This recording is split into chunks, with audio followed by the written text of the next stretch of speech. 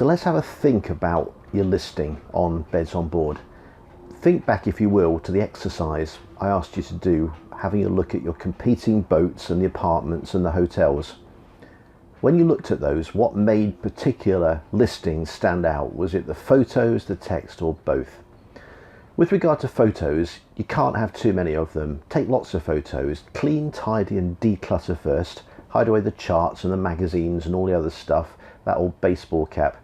Use a proper camera with a flash rather than a mobile phone. If you have or can borrow a digital SLR with a wide angle lens, that would be perfect. The photos should show the bunks made up perfectly with your new bedding and your towels. People like to see where they're staying. Your photos will overcome some of the cons discussed in the Do Your Sums section. I've got photos of the table laid up for a meal. I photographed the coffee machine. I've not added many photos of the heads because it's small and nothing like a hotel bathroom. Beds on Board like photos of boats moored up, and I understand that, but again, I've done my own thing here and I've got some action shots taken from another boat.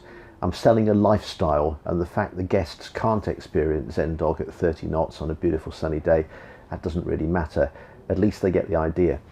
Before you upload the pictures, reduce their size down in some photo editing software. Windows Paint and the Mac equivalent will do the job. Make them 1024 pixels wide. Any bigger and they take absolutely ages to load when people click into them. Now, I've unashamedly pinched photos of the marina and the view, etc. Thinking about the text. So the advert heading shown at the top is critical because it draws the eye. Several Beds on Board's owners put the focus on the boat brand. You know, it's a Beneteau or something, and that's irrelevant and incomprehensible to the average non-boaty person. Sunseeker might be the only exception. Oyster, I don't know. But in the text, I've focused on safety and home comforts. There's mention of the heating, the dehumidifier, the TVs, etc. And I've stressed the cleanliness and the quality of the towels and the bedding.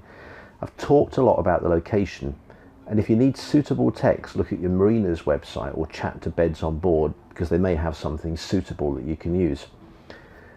Beds on Board has a profile picture, a picture of you, the owner, and they say that boats where the owner has uploaded a profile picture and a description get more bookings. It must be a credibility thing, and you can do this really easily in your Beds on Board profile. Now, your calendar, you've got to keep it up to date. There's a new iCal calendar sync option coming for Beds on Board soon, and it might be already there by the time this goes live. That's going to let you sync your calendar with other sites that you may use and your own diary, but do make sure it's up to date. Finally, make sure you get the location spot on. There's an option to move the little dot around to get it in the right place. You'd be surprised how many boats appear in the middle of the ocean or in the middle of the land.